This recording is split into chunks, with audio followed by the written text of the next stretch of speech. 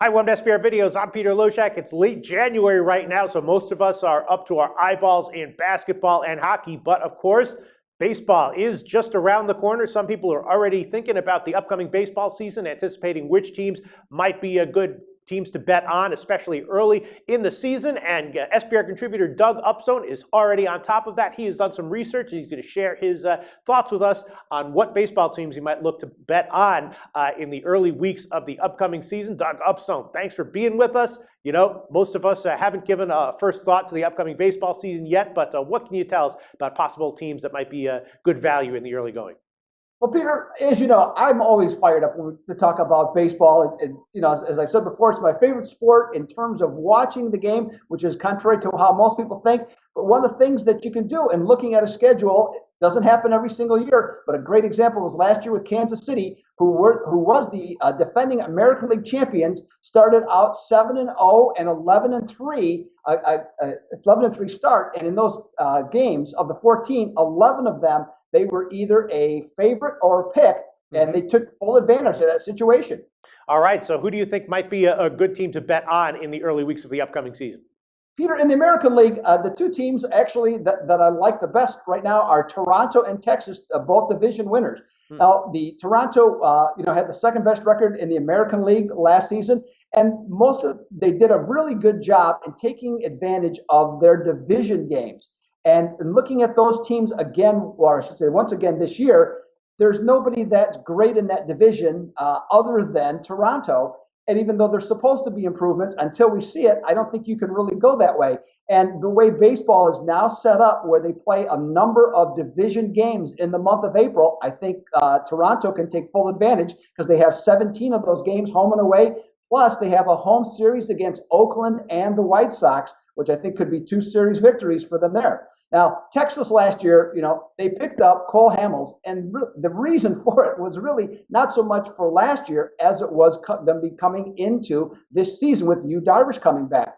But they got hot in August. They went 24-10, ended up stealing the division. And the way their schedule sets up, they have 15 of their first 24 games at Arlington. So that I think is going to be a benefit to them there. They do have some quality opponents mixed in, but it's nothing that they can't handle. And even though they have a couple of interesting road games in the month of April at the Yankees and at the Angels, this is a very confident team coming off a very good year who feels better about themselves.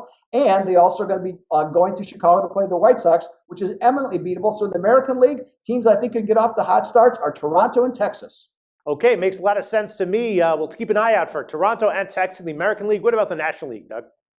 The National League, Peter, I'm going with a couple of division partners. And in this case, we got the New York Mets and Washington. Now, New York, was your surprise winner, not only of the division, but making it all the way to the World Series last year. Whereas conversely, Washington was one of the biggest disappointments, predicted to win 96 games by odds makers last year and only coming in at 83. Now, both of these teams, though, are in the National League East, which is just a meager division. And in that division, the other 3 teams combined to lose 285 games last year. Now, while they probably are not going to be as bad, there's nothing to say that they won't be in that particular case.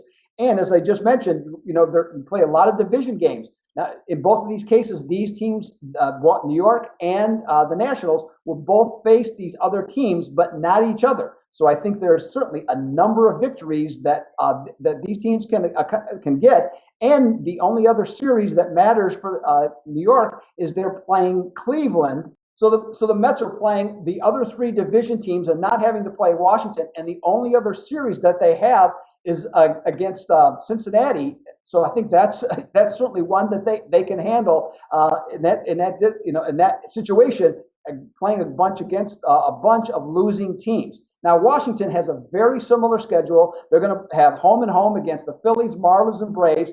And the only other team that they're going to face is Minnesota, who was 83-79 last year. So in this case, I think you can look for the Mets and the Nationals to get off to hot starts in the month of April and be very competitive and win you some money right away to start the baseball season.